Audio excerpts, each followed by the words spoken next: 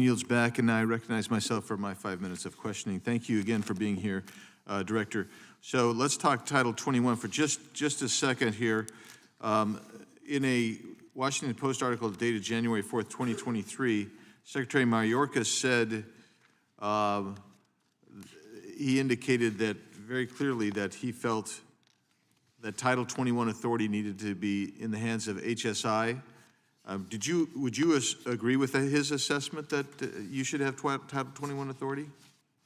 Yes, sir, I agree with the Secretary 100%.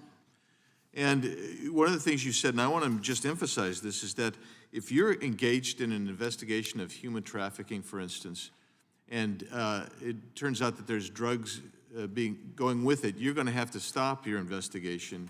And you're not just doing some paperwork with DEA, you're actually negotiating with DEA a scope of authority that they're going to allow you to use. Is that fair? That's correct. And so you could actually scuttle a whole investigation with regard to human trafficking simply because there's drugs involved and DEA doesn't want to let you proceed on. And so you could lose witnesses and opportunities to investigate. Is that fair? That's correct, sir. And so I would just point out to the committee that Rep. Higgins has introduced 5713, and it's a bipartisan piece of legislation that would actually grant the HSI Title 21 authority.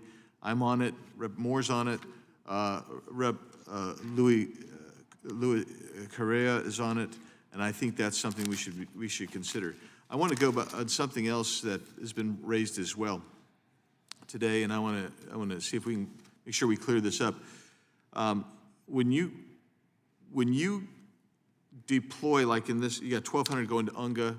I don't know how many other agents you have in the field that are going to other protective details right now. But when you get 12, 13, 14, 1,500 agents off, you're having to divert from what is the true mission of HSI. Is that fair to say? That's fair to say.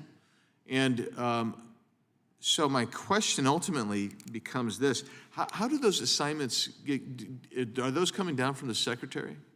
I mean, it's implied that maybe you raise your hand to volunteer. I have this sneaking suspicion that you're not raising your hand volunteering, saying take 20% of my workforce right off the top. No, sir, I'm not. Thank you for the opportunity to elaborate a little bit more on that. Historically, we have supported Secret Service, CBP, other components within DHS in their mission. It's not optimal, but they are a fellow agency within the department, and we will support them as a whole of government approach. So who gives you that notices like UNGA? I mean, this is the United Nations General Assembly. I mean, I used to do international and go to multilateral institutions, and I've been there many times. And so my question is, who determines that you need to give them 1,200, 1,300 people to go up to UNGA? We try to negotiate down sometimes, and with the current. So who tells you, say, hey, by the way, this is going on, we want agents? Is that coming from the Secretary's office? They send a request for assistance, and we. And if you say no, what happens? Well, we don't want to know what happens, okay? We can imagine what probably happens.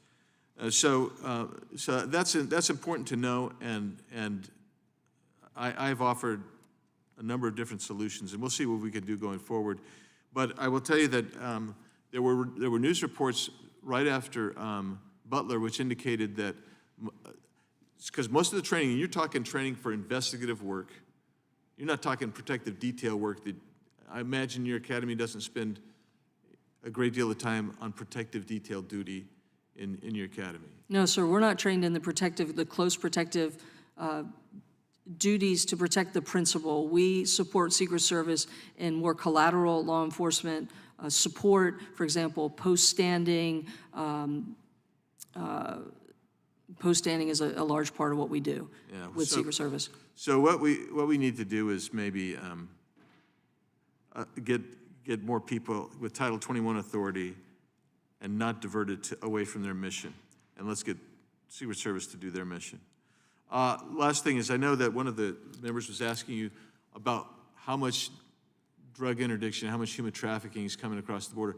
What he was really getting at is he wants you to say that most of the drugs and human trafficking is interdicted at POEs. Well, that may or may not be the case, but you're not just working at ports of entry. You're working all over in the interior as well. And so please elaborate on that. Smuggling can occur both at the ports of entry, between the ports of entry, can come in via the land borders, our sea borders, our airports. It's really a much more complex situation. Once the fentanyl or the contraband is in the nation, then it's continued to be distributed through networks that these polycriminal organizations are using to distribute this poison throughout our communities. What we do with HSI is really focus on the networks, not necessarily the individual cases, but the networks that these organizations are using to move people, narcotics, weapons, other commodities throughout the country.